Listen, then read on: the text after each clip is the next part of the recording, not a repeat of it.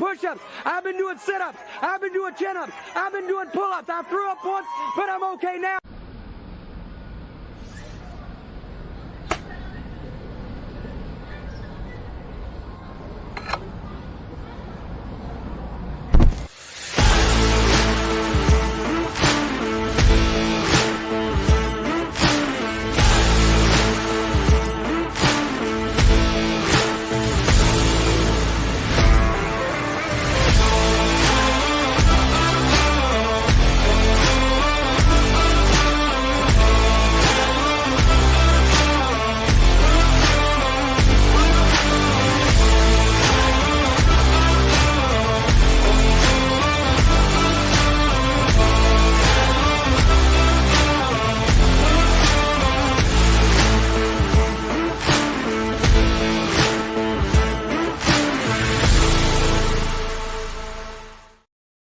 What's up, everybody? Welcome to a Friday edition of the Ysn Power Hour. DJ Oakley over here. Richie Giuliano on the other side of the table in the broadcast. A lot to talk about today, including some football. Happened last night. It was a damn good game. Excited to talk about that game and kind of all the – there was a lot happening last night. You and I are going to talk about the broadcasting portion of it. Sean Guerrero is – getting a well-deserved rest after, from what I understand, he was up late last night and probably swabbing the decks of his patio today with they had like a fire, I guess, after the, that's cool. A little bonfire. Yeah. A little completion to the season. Finally, about 7 months later. So we'll talk about the game that happened last night in Geneva College. And we'll also talk about some all-star festivities that are supposed to be happening this weekend. But first, Richard, we talk about this day in sports history.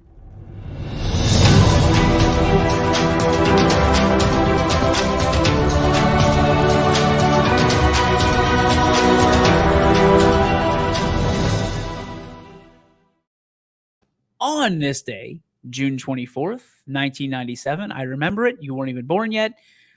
Despite an AL record 19 strikeout performance by the big unit, your favorite nickname, Randall Johnson. A's first baseman, you might have heard this name before as well, Mr. Marcus McGwire, hits a massive 538-foot shot in Oakland's 4-1 defeat of the Seattle Mariners. 538 feet. If you were announcing that, can you give us a little walk down what it would be like for a 538-foot shot? I would probably go into my home run call immediately. What's your home run call? Let's give it to the people. I always say, it depends. It depends on what part of the park. Like straightaway center, I always say, salute goodbye and watch it fly. Ooh, that's my home run call there. I like it. I kind of picked that up, from Francisco Lindor, who was my favorite major league player when he played for the Indians, because every time he would round first, he would always go like this and like salute. So I picked it up from him.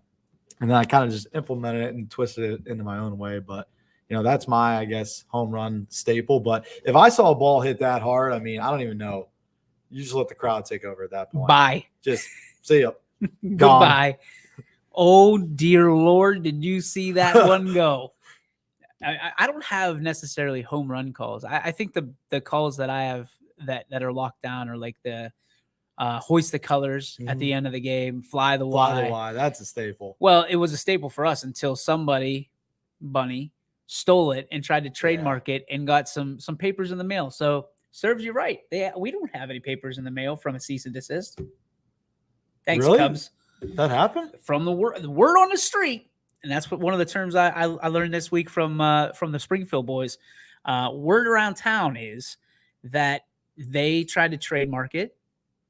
Being someone, Bunny, from Youngstown State, or Bunny's brother or somebody, and they got a cease and desist from the Chicago Cubs saying that it was too close to flying the W.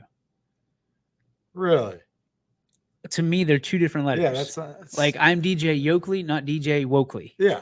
And it's one of those things where, for me, I can say whatever I want. It's the fly the Y is not necessarily trademarked, and the only thing that kind of bugged me was free speech. Yeah, but if someone trademarks the thing that you say, Like, if we say on the radio that we created, can they tell us not to say it? No. Because it's trademarked. Yeah. So, I mean, unless we're making money off of it, which technically, I mean, if Well, you're talking about advertising. Yeah, you could, yeah. But to me, that was just weird. It was a whole weird thing. And like, they were like laughing about it. And I got kind of like, wait a minute. We made that up. Like, we created that. Well, we trademarked it. I was like, oh, okay. And then when they told me that they got a cease and desist from the Cubs, I was like, justice.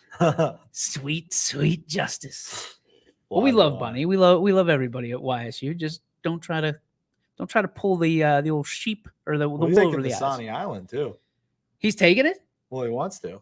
What is he doing? Well, Nisani's done, but you can't trademark another person's name. Well, that's fine. You can make T-shirts, but like, we should get a kick of that, or at least give it to charity. Yeah, I'm cool with that. Fly the Y is something I would love to give to charity. We're doing with all the All-Star Game stuff. Would be cool. Yeah. Would be cool.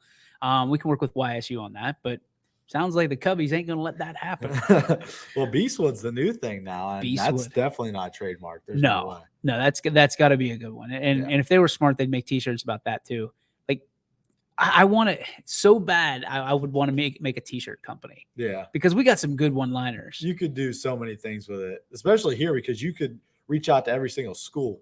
Yep, you could find something with every single school. Yep, but that's a lot of work. It is. And that's a lot more work than we have. If you dedicate your time just on that, you're good. You're good. Yeah. You can't do both. No. Unless you hire somebody to be a T-shirt representative. Anthony can be a T-shirt representative. A lot to talk about. You want to go Penn, Ohio first, or you want to go All-Star Game first? Yeah, we can go Penn, Ohio. Okay, let's go Penn, Ohio. Last night, if you didn't see it, we broke some ground here on YSN. As you know, we like to kind of push that envelope a little bit. And Sean Guerrero came up with a phenomenal idea. We didn't know if it was possible. We've had Mike Ackelson on the sideline before, kind of in and out and contributing to broadcasts during, postseasons and some special regular season games. However, last night, for the first time ever, Sean Guerrero was our sideline reporter, but also color commentator, and he was fulfilling the job of head coach of Team Ohio. And you got to hear it all here on YSN. You really got the feel of the game from the Ohio side, which I thought was incredibly cool because you were able to kind of get the terminology. Was it Ralph Rocket, 600? And I'm sitting there, I'm like, I have because it used to be just, belly dive 32. Swing left. Yeah. But now they're like all jammed up. But I did know some of the plays to the fact where I called a play last night. That's awesome. And it was like a 50-yard gain. So it was a hitch and pitch. Really? Yep. I'm not going to call like well, you're not going to call a belly dive. I wanted two plays. If he would have given me another one, it would have been a handoff to Dominguez from the 2-yard line. He wasn't going to give it to me on that one. But I called the hitch and pitch, and it Cam Davenport from Valley Christian and had like a 50-yard gain on it. So how'd that work? Like, how did you know what to call? I mean, I was there on Tuesday. Okay. And Sean was kind of walking me through some of the plays, and I had him mic'd up. Yeah. So while most people are focused in on like the shot during mic'd up, I was actually kind of interested in the plays, because when Sean presented this to us and said, "Hey, I think I'd really think it'd be cool if we mic'd up one of the coaches," and I said, "Well, if it's one of the coaches, it's you." Yeah, you're head coach. Yeah, and Sean gets it, and Sean carries the stick for Springfield, and he carries the stick for Team Ohio, and I want to make sure, like, you never want to put any pressure on the assistant coach. That's why, like, when people say, "No, I don't want to talk to you guys in a post game," here's our assistant. We don't do that, and it's not nothing against the assistant coach. I'm not going to be in a position of, if the assistant coach says something that the head coach doesn't agree with, I'm not going to be the guy that got that person in trouble. Yeah. So last night, Sean did an unbelievable job of breaking things down. And he wasn't necessarily having a conversation with me, and I'm okay with that. But we got so much great feedback on that. Some people saying, "Oh, it's kind of hard to hear." And there were some swear words. And listen, it's football. It's going to happen. It's one of those things where it's an exhibition. It's football. That's part of the vernacular for better, for worse, with a lot of the kids nowadays. With us, we let it fly sometimes. It's their words. They're just words. And we learned something real early is sticks and stones can break our bones, but words can never hurt us. And I'm not going to sit here and just, defend all of it, because sometimes it's not necessary. And I'm as guilty as anybody else. But the reality is if you're going to watch a game like that and you know that the coach is mic'd up and you might hear something on the sideline and you get offended, just change it. Well, how many times do you hear, professional athletes swearing? You could pick that up from the field. Like, those shotgun mics on the sidelines for the NFL, you could hear sometimes when they say the F-bomb. And they're heavily produced. Yeah. I mean, they have delays. We had zero delay last night. Yeah. And there's just sometimes there's just nothing you could do about it. No. And it's just part of it's live broadcast. You've heard those words on this show before, and not from that guy, but from this guy and from others that have stopped by on the show. You've heard those words. So, if you were offended, we apologize. We apologize for those, but it's part of the game. It's part of it's really become part of sports. Yeah. If you think about it. So, so that happened. Ohio won the game, which I thought was awesome because they were getting zero calls up until the last 4 minutes of the game when they were up 13-0 at the half. Ohio was, and all of a sudden call after call after call after call after call. It's to the point where there was a punt. There was, I think there was a personal foul they called. So it was a free 15 yards and a first down. And it's like, come on. You knew that they were trying to just keep it close, which is what they want. There was weird rules in there. Yeah, there are different rules. You're not allowed to twist. You're not allowed to stunt. You're not allowed to do any of that stuff. And yet you still saw it. Yeah. And Sean was trying to make a case for it. And the officials were not hearing any of it. But a good time had by all. Ohio walks off with the win. Left 22 seconds on the clock at the end. Bo Brungard had 5 touchdowns, 4 through the air, 1 on the ground. Surprise, surprise. Bo Brungard steals the show again, gets MVP. But Dylan Dominguez actually had the game-winning touchdown with a swing pass out of the backfield. So awesome game. Pennsylvania played their tails off, as did Ohio, and Ohio breaks the streak, so they get the trophy back to Ohio for 364 days, and we'll see what happens next year. Do you want to talk about that final play? What Guerrero was saying and how everything broke down? I loved it. I think it's amazing. I showed you. Okay, so if you didn't see it, we'll cut it up because I think it needs to be cut up and put out on YSN. Yeah, it'd be sweet. Sean had this play set up because Nick Wilson from West Branch had 3 touchdowns. He and Bo connected 3 times, and he was getting doubled down the stretch. Yeah. So they had a play just to see before the game-winning touchdown. They had a play in there just to see if they double team Wilson, and they did. So Sean has him come over. I think it was a timeout or a water break, one of the two. They're huddled up, and Sean had it all drawn out. And he told Bo, he goes, this is what we're going to go. We're going to go with whatever the play is called. Dominguez knife out of the backfield on a wheel route and hit him because Nick's going to be doubled up. Nobody's going to see Dylan out of the backfield. And sure as the night is long, it happened like he called it. I mean, I was awesome. I was blown away watching it happen because as he's talking about it, I'm a visual guy. So I'm visualizing it in my head, and exactly how he called it, it happened. So that happens. And my thing is we always, from the stands, we're so critical of coaches and how they play call. Last night, I think, was a great open door into how the game is called and how the conversations happen and how great of a leader Bo Brungard is, because you see him take control of the huddle and that level up that we did. You saw him take a team and then everybody's locked in. But for Sean to have that last night, that's a great football mind. Yeah. And he told me he's getting calls all day, starting this morning. And he said he got a late jump on the day because he was up so late last night with his staff, which for good reason. But man alive, to be able to walk in and really understand. People talk about successful and they talk about Bo and they talk about Bo Snyder and they talk about, the list goes on and on about all these kids. But Sean a lot of times gets left in the dust, and he's okay with that. Yeah. But I think everybody got to look at why Springfield continues to be so successful under his tutelage. All starts at the top. Always starts with your leader. And, Springfield's got one of the best leaders. And, you could say the same thing with South Range and, of course, the Hall of Fame coach that they have. So it all starts at the top. Mike Pavlansky, another great guy. And, this area is so blessed with so many good coaches on the football side. And that's why so many teams are successful. And it's not just because of the coaches, but because of the programs that they build around it. It's just a winning culture day in and day out.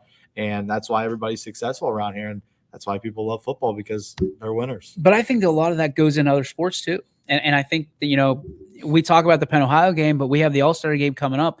You got two coaches that are very successful at what they do, and Gary Niddle and Brian Warner. Yeah. And they don't know this. We're going to do that with them. Yeah. Maybe not for the whole broadcast. We want to get some kids involved.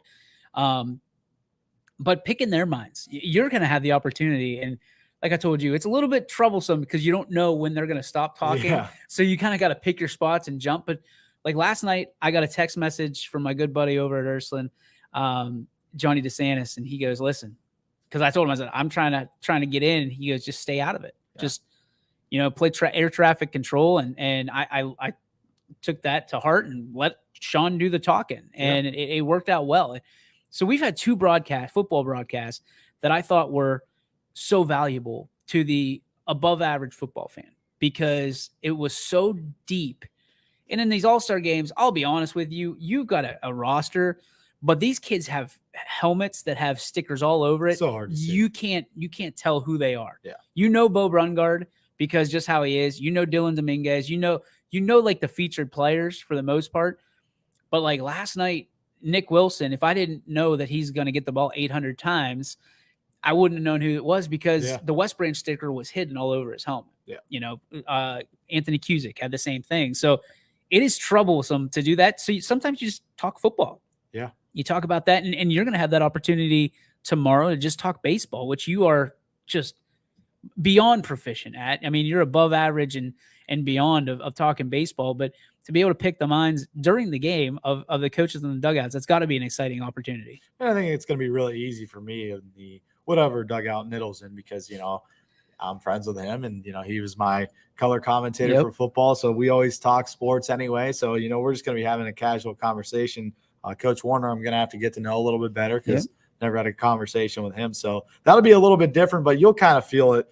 Gary and I will just be talking like a normal conversation. Warner, I'll probably pick his mind a little bit more. Yeah. And what's cool about it, and I don't know that anybody caught this last night, but Sean actually called a touchdown. He walked over to the referee, and this is a legit he told me he was going to do this last night was Thursday. He told me he was going to do this on Tuesday. And I was like, you don't have the Tigers to go over and do that. And he goes, hey DJ, watch this. He walks over to an official and he goes, your arm's tired. No, my arms aren't tired. Well, they're going to be because you're going to be raising them for this touchdown right here. Sure as can be, touchdown on the next play. Awesome. Chucks it up. It was Bo, I think, chucked it up to Nick Wilson, who went up and high pointed the ball better than I've ever seen. And they actually called out Anthony Cusick's name, which confused me because I'm sitting there, I'm like, that didn't look like Cusick. And Cusick wasn't, he played receiver last night, but that looked like a guy that had been playing receiver for years, and it was Nick Wilson. Yeah. And so we got Bo on after that, and we got Nick on immediately after that. One of the things that happened on social media that I don't think people realized was on Wednesday after the steak fry, these guys everybody takes all their equipment home because they're allowed to house it in the locker room at South Range because that's where they practice. So they don't have to bring it back and forth. So the West Branch guys, apparently, as the story goes, had a van that they brought in, the first day and had a Jeep to go home in on Wednesday night. So on Wednesday night, I see them all standing around there, and there's those boys from West Branch. There's some big boys. Oh, yeah. And then you've got Stephen Mara and Nick Wilson. So you got two linemen and a couple of skill guys. And all of a sudden they're standing around, they're putting their pads back on. I think it was Dan Yeagley said, look at the West Branch boys are out there putting their pads on. And I'm like, are they going to go out and play? Like to have their own practice, like West Branch versus Beloit versus the world, like we always hear about. They put their pads on, and I have the video. We posted it on Facebook. I don't have it readily available here. So we're going to have to do it the old school way. But I don't know if you can see this, Rich. So they get in there. Here, let me see if I can put it up. Oh my gosh. That is hilarious. So if I pause it, there we go. Put it up to the camera. Yeah. Let's see if I got a freeze. There we go. Okay, so there you go. That's a good shot. There they are. This way. There they are right there. They are padded up, seatbelts intact, and they're listening to John Cena on the way out of the parking lot because they didn't have any other way there's nowhere to put stuff in a Jeep. Oh, right? Yeah. There's nowhere to put stuff. So they put their So they didn't know where to store it. So they put everything on. So they put all their stuff on, their gear on. They put their helmets on. Imagine the people riding by them. I would have loved it, man. I would be like, what is going on here? I sprinted. So you know where you have the weight room at South Range. And they're on they're up kind of to my left. And we're seeing this happening. And I'm like, they're getting in the car. And Randy Dominguez, Dylan's dad, goes, they don't have anywhere to put their gear. I take off in a dead sprint, like I'm going on the 40 to the end zone, up the sidewalk, thinking if I fall, I'm dead, number one, but I'm going to die for that content because those guys were so funny. And to get that, and nobody else will ever have that, and those guys will have, for the rest of their lives, they'll have that to show. We'll put a still frame on the website, but it was so cool to see these guys from different communities come together under the Ohio banner and play as a team, as a unit, and that win, you knew, it just meant a little bit more to them. Yeah, and Nick Wilson actually spoke about it last night during the game on the sideline and said, some of the guys that played in this game from West Branch told us how much it meant to them. To play in the game, and unfortunately they lost, and it left a sour taste in their mouth. And for some of those guys, that was the last game they ever play. Mm-hmm. And to go out with a win, and to go out with a brand new jersey, game used jersey now, that gray and red, or gray and scarlet, whatever you want to say about it, it means something to those kids. Yeah, it does. I mean, I was able to cover the All-Star game a couple years back. Mm-hmm. I mean, they didn't have it in COVID year, but 2019 is when they had it. And I covered that, the Penn Ohio game in Gannon. It was the first year at Gannon. Mm-hmm. We both had the radio and the live. Oh, Geneva. Yep. At Geneva. We both had both streaming and the radio calls. Yeah. Somebody forgot to hit the record button on mine. I do remember that. But no, anyway, it was really cool to watch because those teams haven't practiced more than 5 times. Yeah. I mean, but it's really cool to watch how talented they are and how well they work with one another. So it was a lot of fun. And what a crowd that was. I saw a couple pictures. It was absolutely packed. It was packed. Yeah, I would say it was probably 3/4 of the way full, maybe a little bit more. People standing around, but what a facility. What a beautiful turf. Oh my gosh. And the view too, that press box view, you're so high up. Yeah. And you're looking down. It's such a beautiful view. And Geneva College is really nice. It's a nice little town there. Yeah, and it's Beaver Falls, Pennsylvania, home of Joe Namath. So they got Joe Namath's retired jersey on the wall there. And Geneva is absolutely gorgeous. And they've put a lot of money and resources into that to make it that way. Reeves Field is it. And it was so perfect yesterday because we got the announcement with the PAC Sports Network. Yep. It's Geneva's part of the PAC. Mm-hmm. So we were actually in the, one of the press boxes that we'll be able to spend some time in the fall. And, it was just really cool. Football, how I get about football. My stomach, my belly starts to hurt just thinking about it because of all the spinning plates that go with it. But the reality is I didn't really have that. I had it going to the game, but once I got to the game, it was funny. Like having Sean on the sideline for some reason, like comforted me because I was all by my lonesome up there. Yeah. I had radio row all to myself. But having Sean on the broadcast, we had a quick talk before the game started, and he's like, "We got this, baby. We got." And I'm like, he's talking to me like I'm a quarterback, or I'm like, All right, let's do go. it. I'm good. I'm prepped. So I'm ready. supposed to be the better. Yeah, exactly. And he, every minute that he was on, he was good. And again, like everything was, I don't want to say perfect because it's never, to me, there's no such thing as a perfect broadcast. But in that moment, there were pieces of perfection in the game at the end, without a doubt. It was a perfect thing. So again, thanks to the Springfield coaches, thanks to the coaching staff, thanks to Randy Dominguez, Coach Yeagley, Larry Bachman.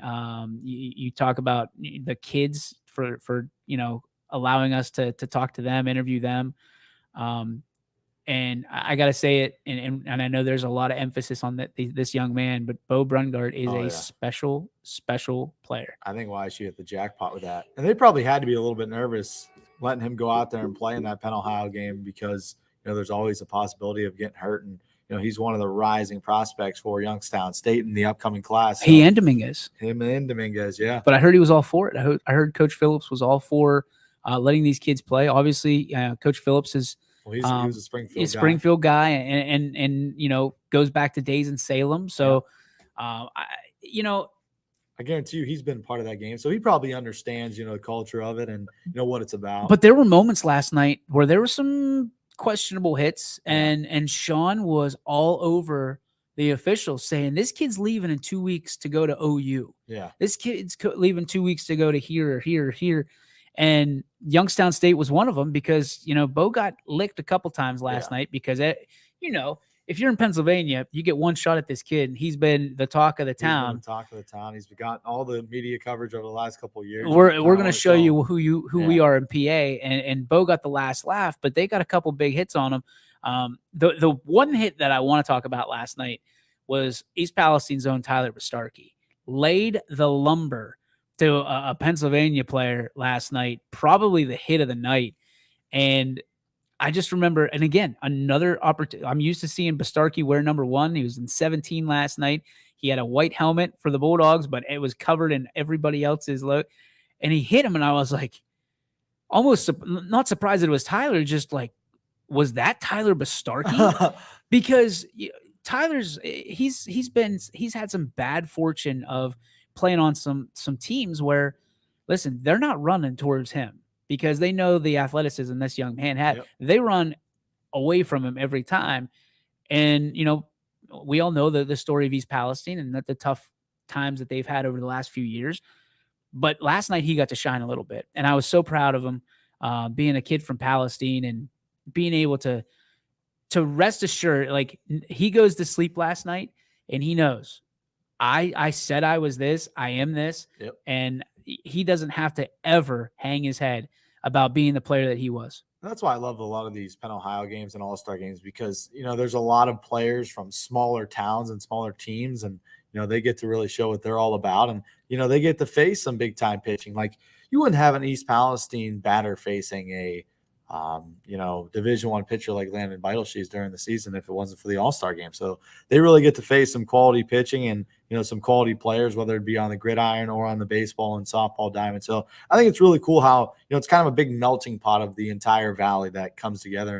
And, they really show the talent that everybody has dispersed throughout, the small communities and the bigger cities in this area. So one of the things, the last thing we'll talk about the Penn Ohio game is the Penn side. We had a couple representatives from Mohawk. So Mark Conti probably had more receptions than Nick Wilson did at the end of the game. To me, he should have been the player of the game. I voted for him the player of the game. Obviously, I'm a little bit biased when it comes to that, but he showed up and he showed out. And I think he gave that Ohio defense all that they could handle because you just kept hearing his name over and over and over again. So credit to Mark Conti and AJ Carmouche for big games. I mean, Mohawk showed up and they did not at all even flinch or blink against Team Ohio. Just could not get that last drive put together. I mean, a 13-0 lead in the first 2 quarters and at the half for Team Ohio, and it ends up 35-28. That's a pretty good game. That's a pretty damn good game. Yeah. Considering you're down 12 or 13 points at the half. So credit where credit is due. Pennsylvania showed up and Ohio just wanted it a little bit more. And we had Bo Brungard. So there was a little bit of a cheat code to that. So we're going to take a break. We come back. We're going to break down the All-Stars for you. We got a complete rundown of the all-star roster for baseball. We're going to run through that and a little bit of an update on softball. We want to make sure if you are part of that softball game on Sunday, we want to make sure you're watching and keeping your eye on YSN this weekend. So that way, if there is rain, we will keep you up to date on what the game plan is. All that and more coming up in 2 minutes on the YSN Power Hour. It's a new year at Acura of Boardman and Boardman Mitsubishi with huge savings on over 350 fully inspected vehicles. We have cars, trucks, SUVs, minivans, and work vehicles. We don't have it, our team will find it. We aim for 100% credit approval with payments as low as $99 per month. And as always, we'll pay top dollar for your trade. For a great vehicle and a great experience, come see why everyone is stopping by at Acura Boardman and Boardman Mitsubishi. You're not waiting to see what the world has in store for you. It's more about what you have in store for the world. All you need is the opportunity. All you need are the resources of a large university and the advantages of a personalized academic setting, where you can experience new worlds in the arts and sciences, business, and education, and make them your own. We are where you shape your future. We are Youngstown State University, and proud. You know, being able to have success on the football field and the basketball court and just every aspect of, my sports career is now documented. One of the greatest things about high school sports is to be able to talk about it for the rest of your life and to look back on the days with my buddies whenever we would have some battles, whether it was with, our rival or just another game.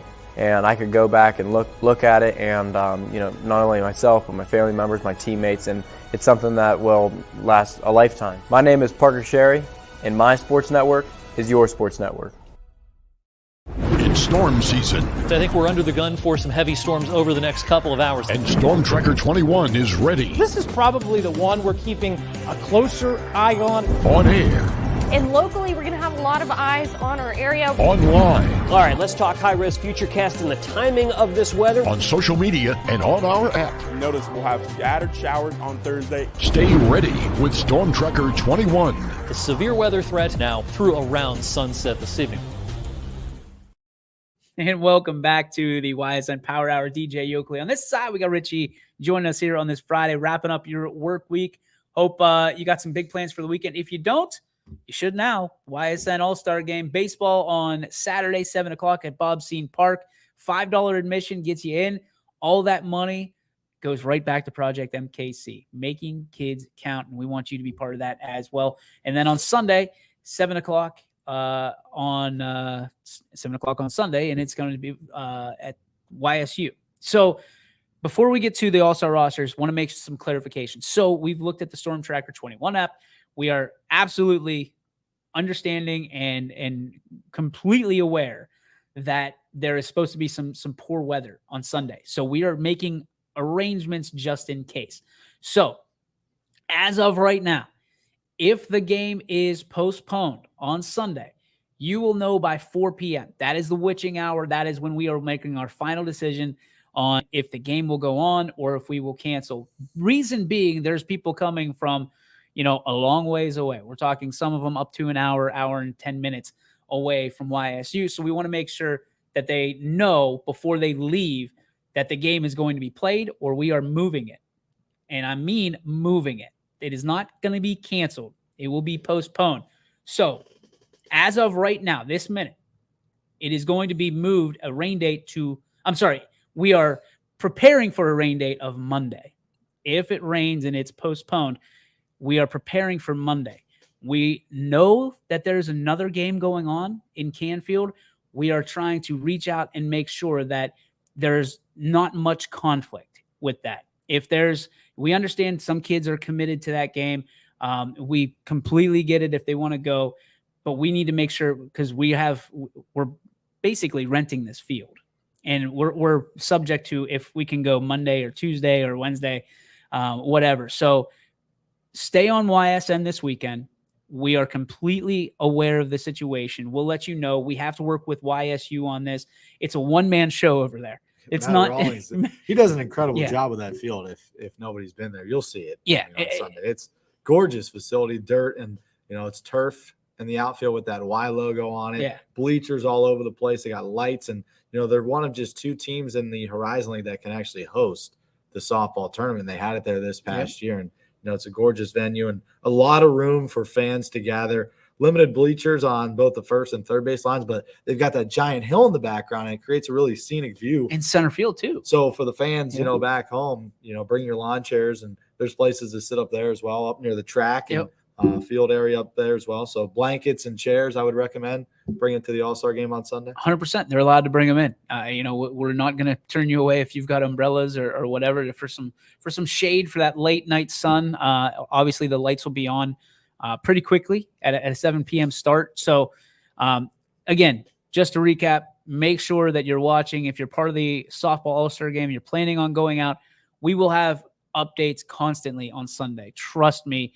We want everybody to be aware. It has been hell on wheels trying to pull this all together. There's a lot of people. We are going to make sure this game happens. If it can happen on Sunday, it will happen on Sunday. If it cannot, it will happen on Monday or somewhere during that week, that Tuesday area. Tuesday looks really nice. Monday looks really nice. I'd really like to have it on Monday if possible. But Monday for now is going to be the rain date pending. So if there's any question about it, tune in on Sunday and find out. Saturday, we look gorgeous. It's going to be a gorgeous night. It's going to be a hot night, hot day. So come on out. Concession stands will be open, and you have the opportunity to see some of the best, not only in the area, but the state take part. And if you can't come, tune in and have the best in the country call the game in Richie Giuliano. And Rich, this team, let's talk about Team Niddle. So let's read this roster through. Landon Beidelshees, Joe Roth, Jake Gerdick, Hunter Sturgeon, Michael Natoli, Aiden English, Cooper Vance, Drew Carilla, Cole Littman, AJ Verdi. You've got Seth Cervello, one of your three catchers, Avery Wigand. You've got Jason Treveri, Brady Kreidler from Columbiana, Justin Maldonado from East, Drew Galt from Heartland Christian, Dylan Dominguez. We've already talked about him from South Range, Andrew Kupan from McDonald, Michael Morrow from Warren JFK, AJ Stallsmith from Springfield, Justin Beeson, a Louisville grad, or Louisville product rather, Ashton Houlette, a sophomore from Latonia, Dwan Reynolds from Camel. You also have Andrew McRoberts from Lakeview and Caden Brown from Cheney. Loaded to the gills. And when you say loaded, you go there, whoever you could put the Guardians against Team Niddle and they're going to have trouble. And then you look at Team Warner and you go, how does this happen where they're loaded too? Yeah, it's the exact same. I mean, I like Niddle's pitching staff a lot. I think he's got a really stacked pitching staff when you got a Beidelshees and a Roth who have shown their dominance with the Astro Falcons in the summer league down at Scene so far. And, Beidelshees and a couple other players like Drew Carilla, who pitched in the district semifinal against Cardinal, and they ended up beating Cardinal 4-1, and he threw a one-hitter, I believe, in 5 innings. So, I mean, you got some really incredible pitchers. Michael Natoli was a stud at Poland, and he was their leader as well. So, I mean, I really like their pitching staff that they've put together. And then you look at Team Warner, they're just really balanced overall from their pitching staff all the way down to their lineup. I think they've got a really good shot against Team Niddle. I think it's going to be a great game, honestly. If I look at these rosters, I don't know if I could pick one team to win. Here's Team Warner, for those of you wondering. Anthony Warner gets to play for Dad one last time. Carter Blakeman from Crestview. Ryan Petro, Canfield product. Mark Bunch from Mineral Ridge. Trent Newbern from United. Gavin Schrum from JFK. Drew Walker is going to be pitching from Heartland Christian. Riley McElwain from Columbiana. Evan Tice behind the dish. You also got Jacob Buckman. Then you got Darius Beck. Josh Giuliano, you might know him a little bit. Zach Ribb from Cardinal Mooney. Joe Fell from Champion. Then you've got Andrew Calley from Hubbard. Kyler Bourne from East Palestine, the big corner infielder. Gino Lazzari, one of the best hitters in the entire state of Ohio, 4th best all time this year. Michael Gennari from Niles, who it's going to be interesting. One more thorn in the side of our buddy Gary Niddle. Luca Ricciuti from Ursuline, Jackson Brewer from Wellsville, JT Popick from Louisville. You got Aaron Romine from Jackson Milton, Anthony Butto from Boardman, Sloan from Jackson Milton again, and Jake Dowie from Girard. So you said something about the pitching staff, but Warner, Blakeman, Petro, Bunch, Newbern, Shrum, Walker, and McElwain isn't exactly a good, slouch. Yeah, I think defensively, Team Warner is going to be unbelievable to watch. I mean, when you look at their defense, and you got some of the guys that have won Defensive Player of the Year here on YSN, and there's some studs on that squad. I'll tell you that. Their lineup is stacked. When you look at Michael Gennari and what he did for Niles, you mentioned it, Gino Lazzari is 4th all-time in average. I think he hit 667 this year for Newton Falls. And then you got guys like JT Popick, who you know very well at Louisville. He's an unbelievable batter. And Anthony Butto brings some power to the lineup from Boardman. So Herb from Mooney, and then a couple other guys. Callie, I watched one game for Hubbard. He was 3 for 4 against Struthers. So stud. Overall, offensively, I think Warner's got a good chance against his pitching staff. So I think, the draft was very well balanced. I think it's a good matchup. It's the powers that be. It might be a couple of dudes just trying to pull cars on a golf course somewhere. I don't know. Eating a grilled chicken, Caesar salad. While one of our best friends eats the most disgusting food you can have in 90-degree weather ever, and with a cheeseburger, and pays for it dearly. We have not seen Quinn on this Friday, so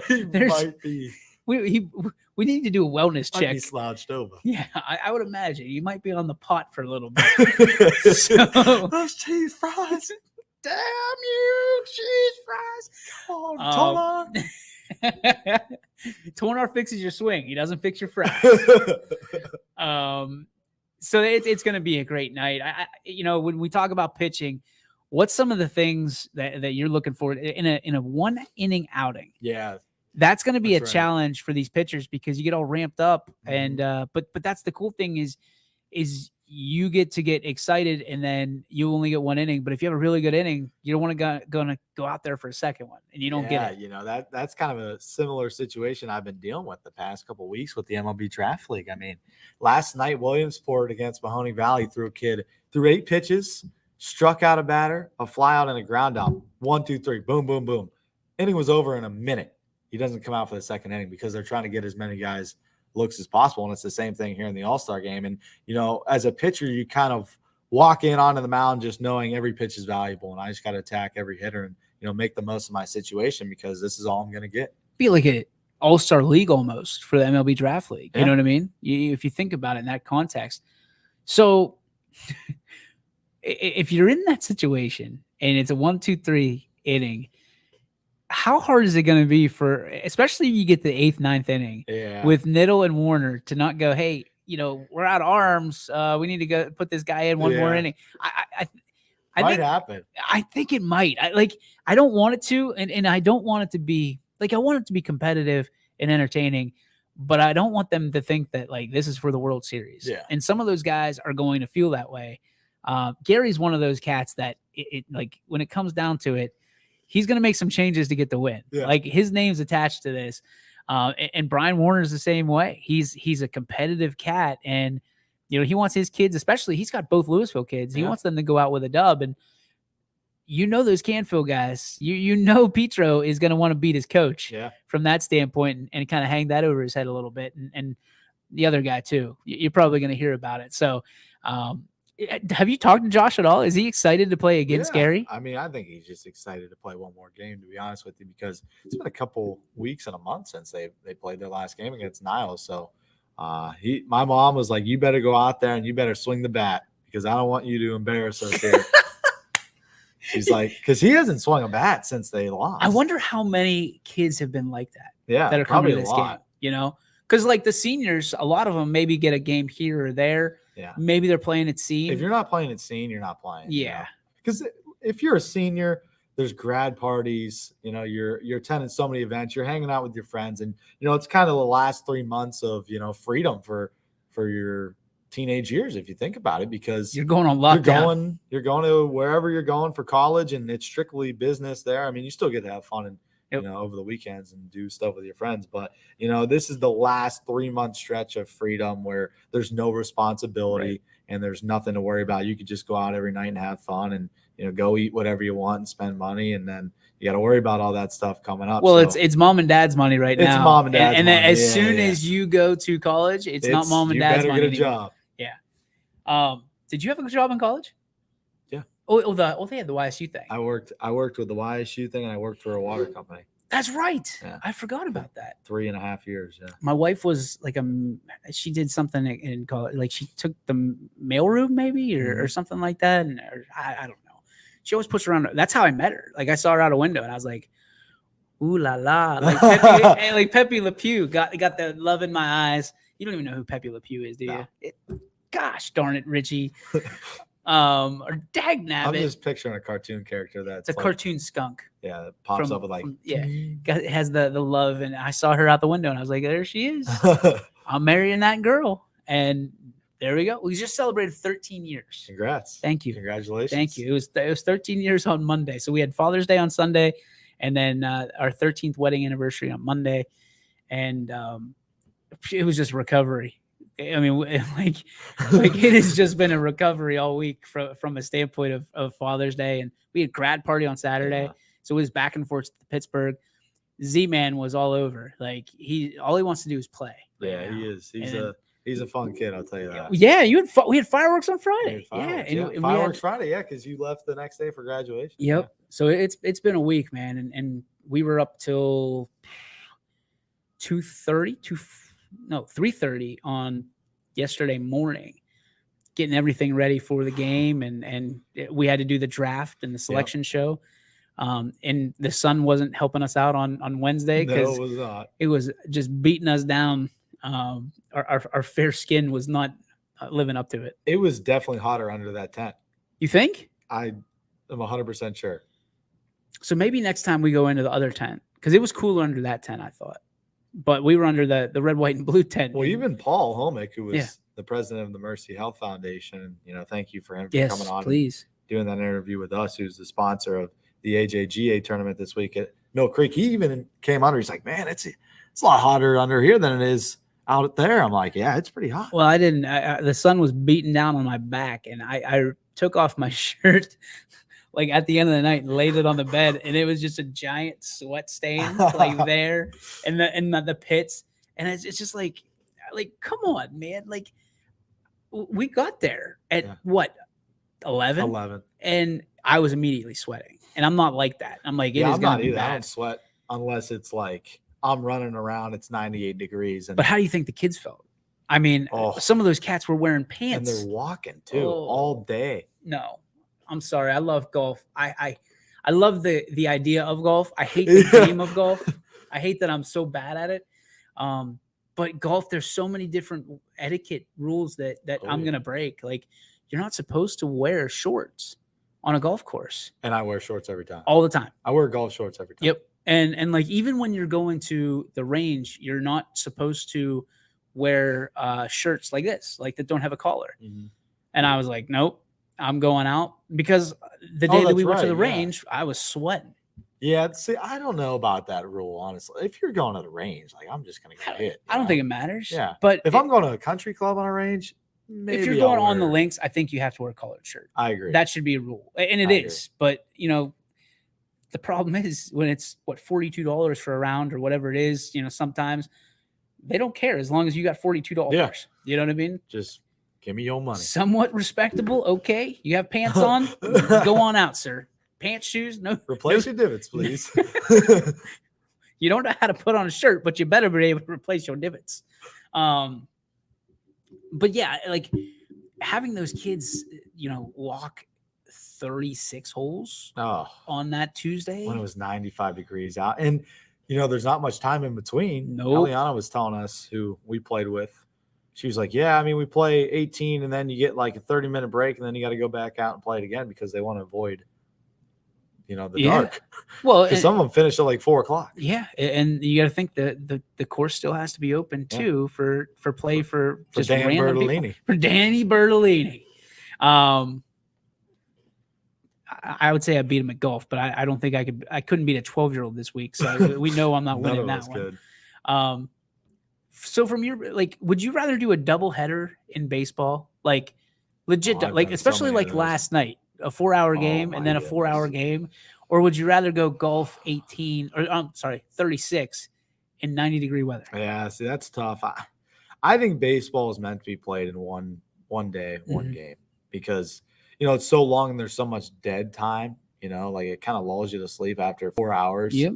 So I think that's meant for, one day. Golf, you're continuously playing every hole, like, yes, you're walking to get to your ball, but you're always playing. Like, if you're a pitcher, you're not always pitching. You're sitting there. Some of them are sitting there and they might not even pitch. Offense has a good inning. Yeah. You're sitting there for a while. You're sitting there for a while. So I think, baseball, and, I know Major League Baseball has a couple doubleheaders. I mean, Tuesday, the Guardians play the Twins in a doubleheader at home, and that's both, I think it's a 7 and a 9.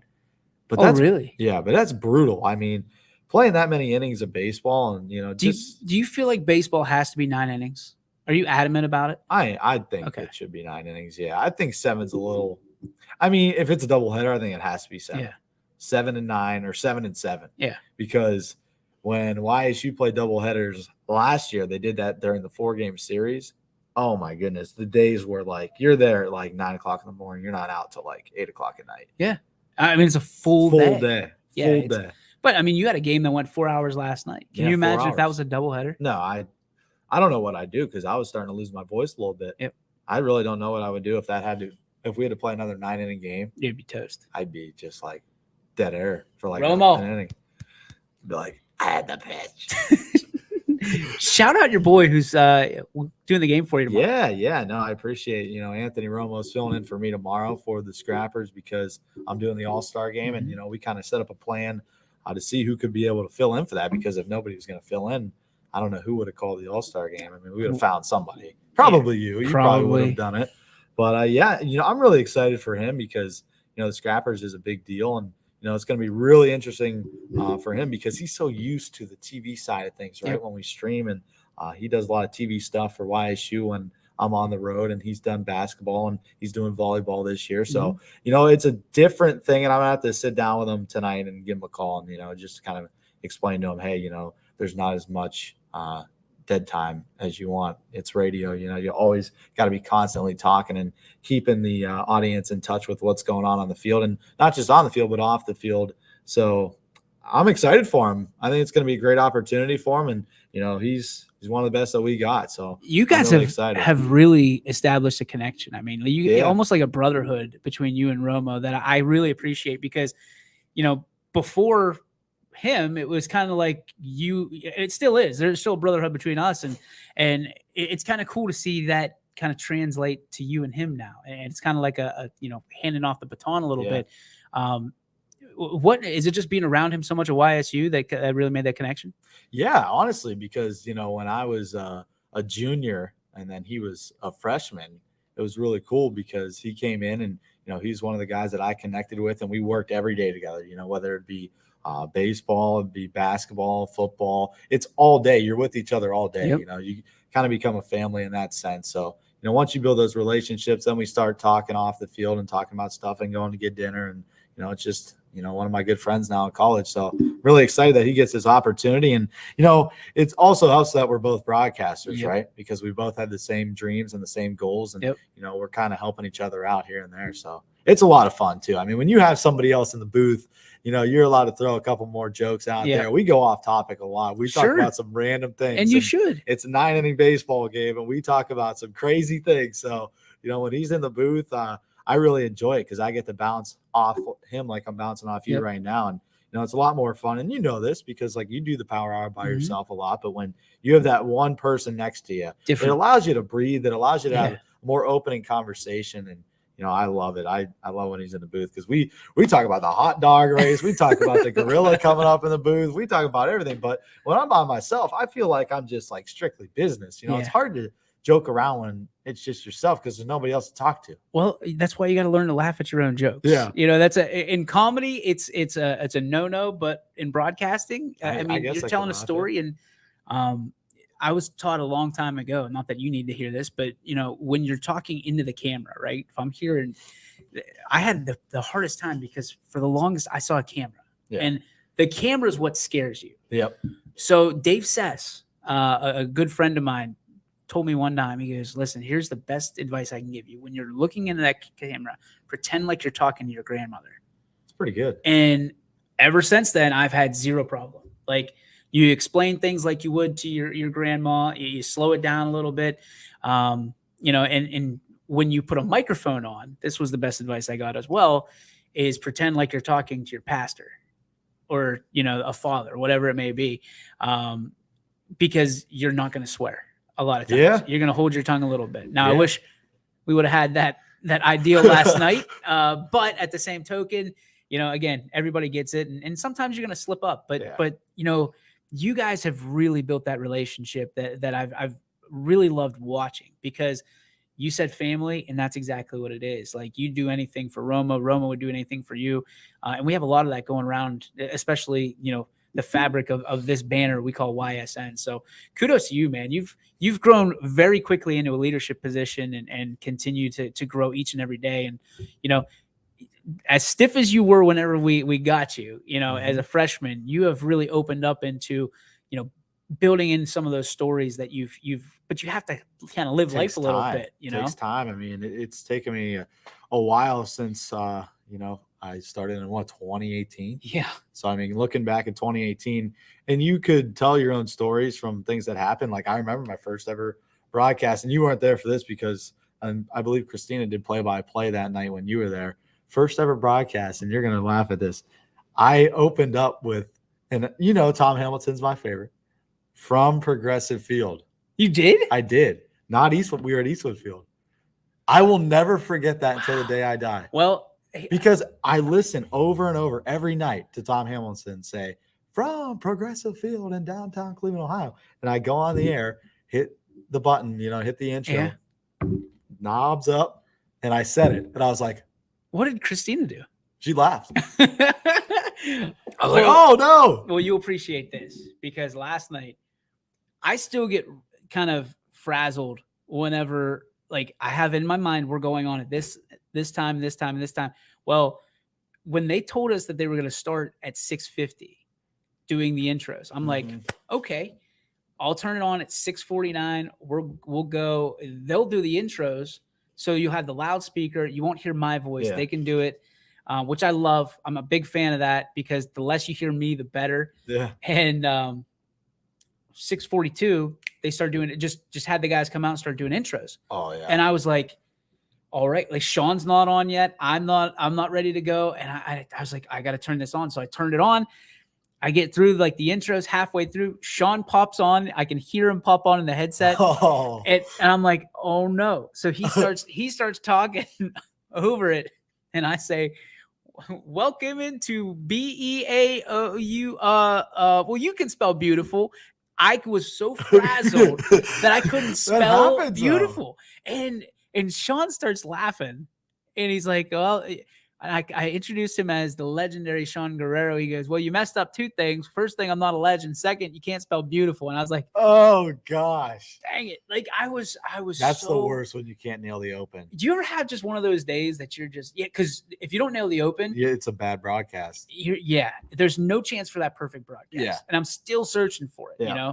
After 2,000 of these things, I'm still looking, okay, this is my best broadcast. Yep. And it's just, when you can't take your time and have that nice lead in, I was messed up. I think we're both the same way. Like, I love to follow a format. Like, every night before the Scrappers, I know 6:55, boom, start streaming, start recording, hit the intro. Yep. Let's do our pregame show. Let's wrap that up once they say we're going to the national anthem.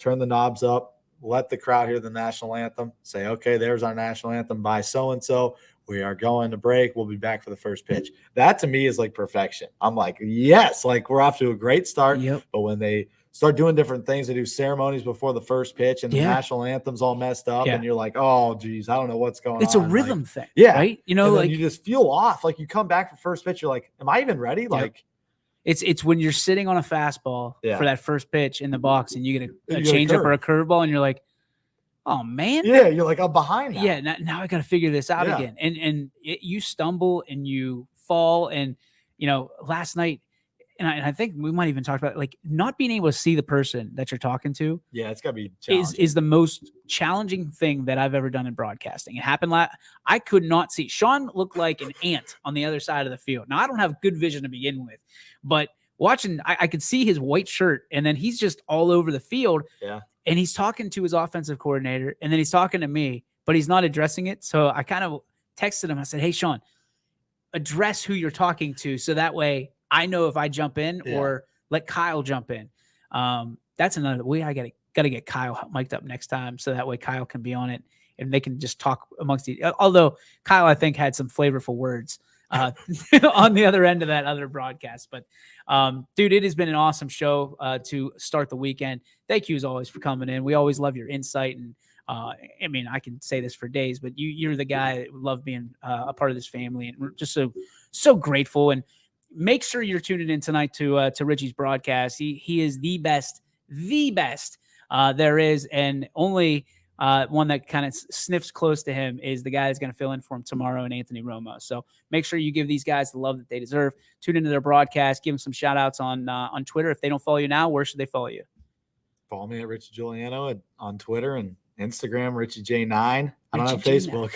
You got rid of the Facebook. He got rid of the book face. So make sure you follow him and tune in tomorrow to the YSN All-Star Game, 7 p.m. You going to go on early? Yeah, I'll probably be on at 6:50. All right, 6:50. Tune in. We'll have it on Facebook and all the other sources as well. For now, that's Richie. I'm DJ. That's going to wrap up the this week of Power Hour here on your sports network. Thanks for tuning in all week. We will see you on Monday right here on YSN. YSN thanks you for watching this